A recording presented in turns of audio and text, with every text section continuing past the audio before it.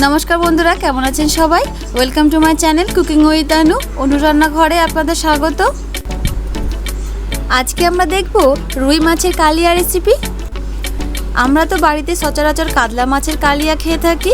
আজকে আমি রুই মাছের কালিয়া রেসিপিটি বাড়িতে ট্রাই করেছিলাম, যেটি খুব সহজেই ঘরোয়া উপকরণ দিয়ে তৈরি করেছিলাম আর খেতেও হয়েছিল খুবই সুস্বাদু।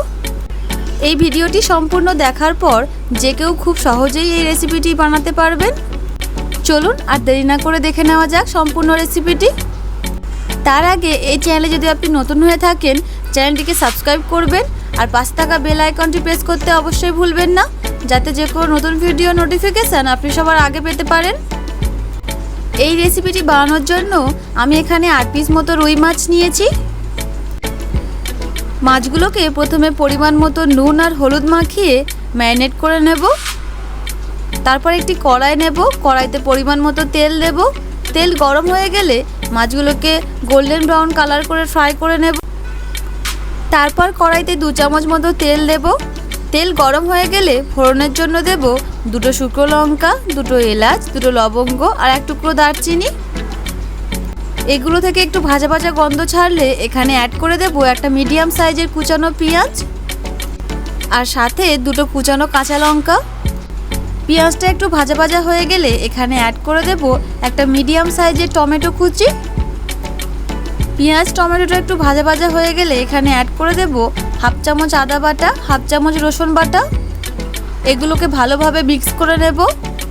2 মিনিট পর এখানে অ্যাড করে দেব পরিমাণ মতো নুন, 1/2 চামচ হলুদ গুঁড়ো, 1/4 চামচ লঙ্কার গুঁড়ো ঝালের জন্য, 1/4 চামচ কাশ্মীরি লঙ্কার গুঁড়ো ফর কালার, 1/2 চামচ ধনিয়া গুঁড়ো, 1/2 চামচ জিরা গুঁড়ো আর সাথে সামান্য একটু জল অ্যাড করে মশলাটা ভালোভাবে কষিয়ে নেব।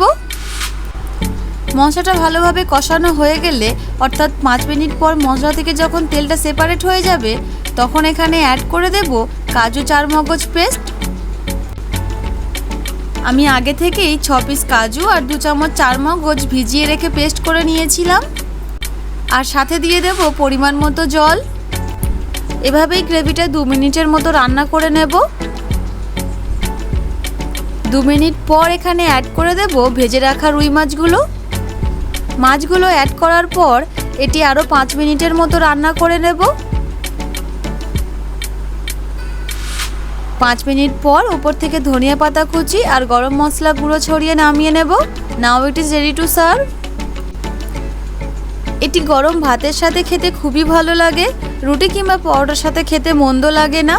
আপনারা এই রেসিপিটি বাড়িতে একবার ট্রাই করতেই পারেন। এই ভিডিওটি আপনাদের কেমন লাগলো কমেন্টে অবশ্যই জানাবেন। ভিডিওটি যদি ভালো লেগে থাকে ভিডিওটিকে লাইক আর চ্যানেলটিকে সাবস্ক্রাইব করতে একদম ভুলবেন না। দেখা হচ্ছে আপনাদের সাথে পরের ভিডিও নতুন কোনো রেসিপি নিয়ে। ধন্যবাদ।